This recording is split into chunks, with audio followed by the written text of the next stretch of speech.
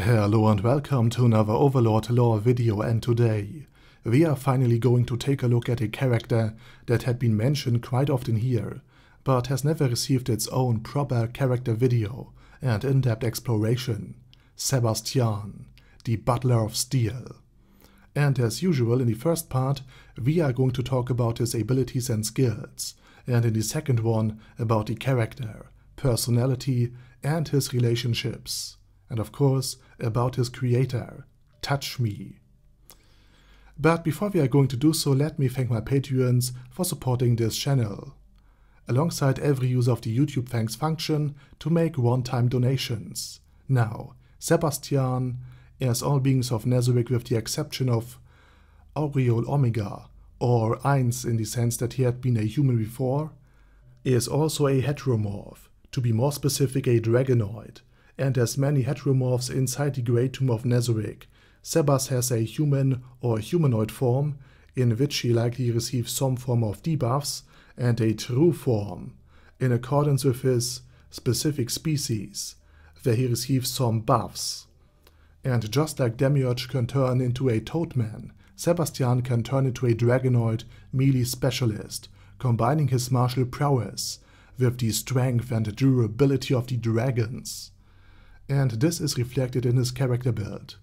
Sebas is a melee specialist, with 10 levels in Monk, 10 in Martial Lord, and 5 in Striker.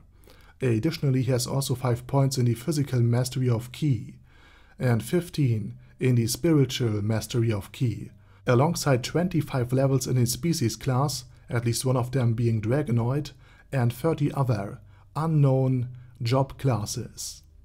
And Sebas is a Monk melee fighter, who uses his ki to supplement or rather replace his lack of magic, and his mana bar is only a tenth of his maxed out health bar. With his high physical attack, defense and magical defense, alongside with good resistance and many special abilities, Sebas is more or less a wall and wrecking ball combined into one. Additionally, while his key abilities are somewhat weaker than comparably strong magic spells, ki mana regenerates itself faster than normal mana points. But even without this, Sebas is an absolute beast in terms of melee combat prowess, and he is one of the strongest warriors in all of Nezarec, and possibly aside from, again, possibly Rubedo, the strongest unarmed specialist in the entire Tomb of Nezarec. While his incredible combat prowess and his dragon blood makes him a force of nature in every melee combat battle, his ki mastery makes him also quite versatile. For example, he can use his perception of ki to get a picture of the power level of anyone around him, unless it is hidden by magic or other abilities. Meaning he will likely know exactly how powerful his opponent is, and while Sebas is unable to heal disease and poison, he can actually restore his and the hit points of others with just his ki alone.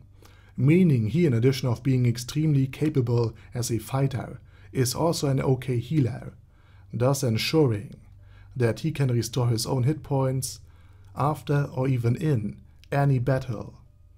If used on the offense, his ki-enhanced physical attacks, for example his ki-clad hands, become essentially blades, capable of beheading so quick and thorough that the beheaded don't even realize what just has happened. Also, Sebas is able to fine-tune his strength to the point that he can cause a fatal wound by kicking someone in the stomach, thus rupturing his intestines. But as Stefan Heivisch has felt, he can do it in such a way to ensure the resulting injury will cause the maximum amount of suffering possible.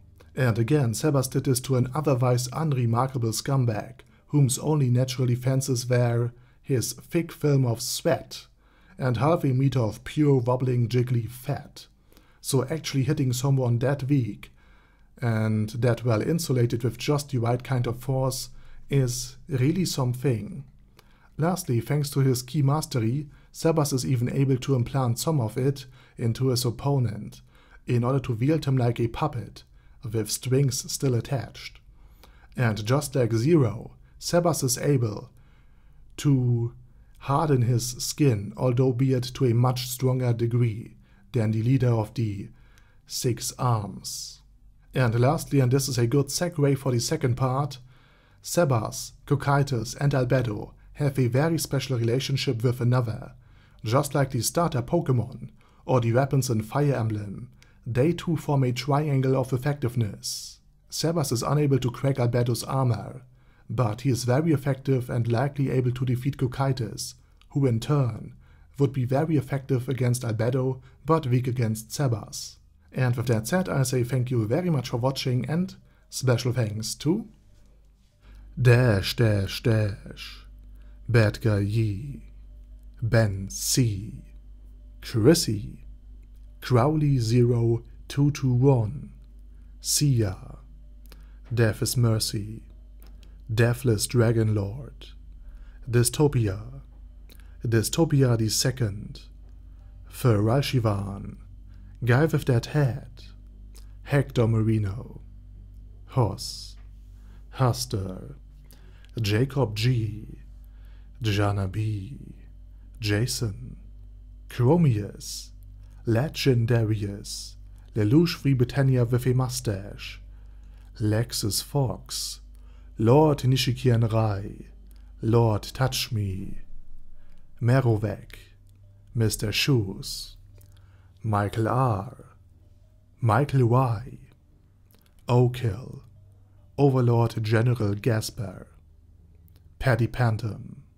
Primus 11, Shadow Lightning Wolf, Shrine Keeper, Texas Deer, the Orc Warboss Rock Ed Smasher, T.E. Wang, Vash Hawkeye, Venture Fanatic, Wilhelm, and Zonagon.